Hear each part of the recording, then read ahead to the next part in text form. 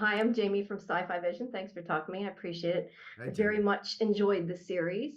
Great. Um, so to start out, my first question is for you, Joel. Obviously, you play a lot of different versions of yourself, of the same character. Was it difficult keeping it straight in your head, and was it also difficult kind of making them all different too?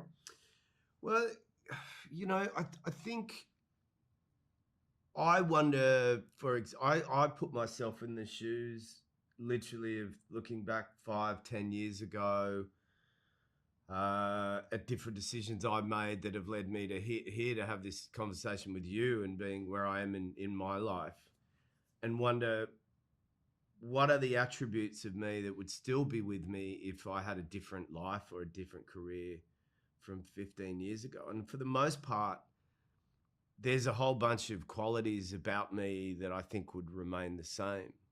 And certain things might change if my health wasn't great, or if I didn't have my kids, or, if I didn't have savings in the bank, the stress of that may affect me in other ways. But the core of who I am remains the same. And I think it was imperative that the core of who Jason was in any given incarnation was essentially the same. But on one level, the swagger of success and science awards and all that is there. But this question of, is he even really happy with that success? And on the other hand, you got Jason, who thinks he's unhappy, who's then going to find out he actually really, really realizes he has a pretty decent life.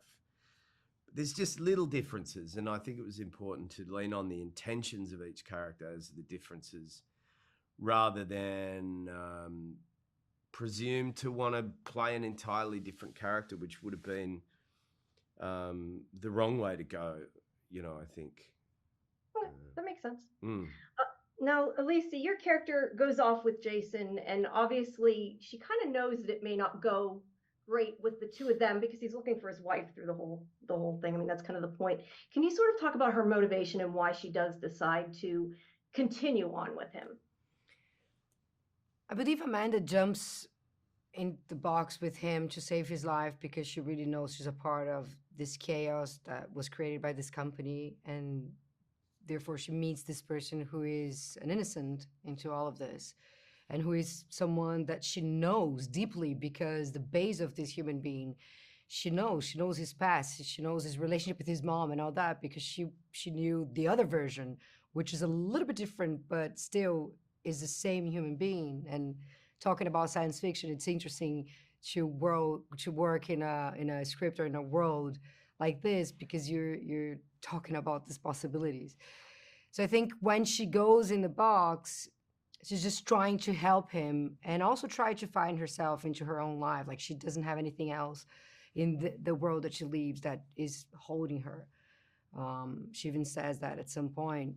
But I think it's inevitable sometimes to either fall in love or be inspired by someone, even though if you know that they're searching for someone else. And even if you don't see it, you're feeling it. And once you realize it, you need to make a decision. But it talks a lot about empathy, and it talks a lot about also love in a way, because even though if she ends up falling in love with him or just developing feelings for him, I think it's beautiful once you root for someone and you really desire the best so much for that person. And that's why I think she takes the journey that she takes. I think it's about that, a human connection above all. Mm. Right, definitely.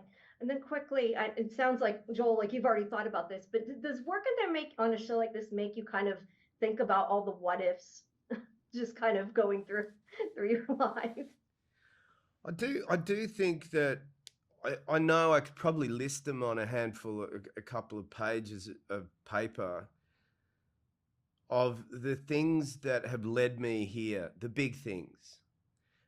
And then I could reduce that to one or two big things that have sort of led me in this direction. Um, and I do believe that, but I used to believe in having regret, so I used to hold on to certain things about the past. And now I'm very firmly of the opinion that I don't have any regrets, because all of those things that I thought were horrible experiences or traumatic moments in my life, you know, the sense of what doesn't kill you makes you stronger. But more than that, it becomes a part of your personality. For example, I went through something, I won't talk about it in depth, that I know for a fact has contributed to me being empathetic towards people. Because I think once you've had an experience, you've walked in someone else's shoes, it's very hard then to judge someone who's going through that experience themselves.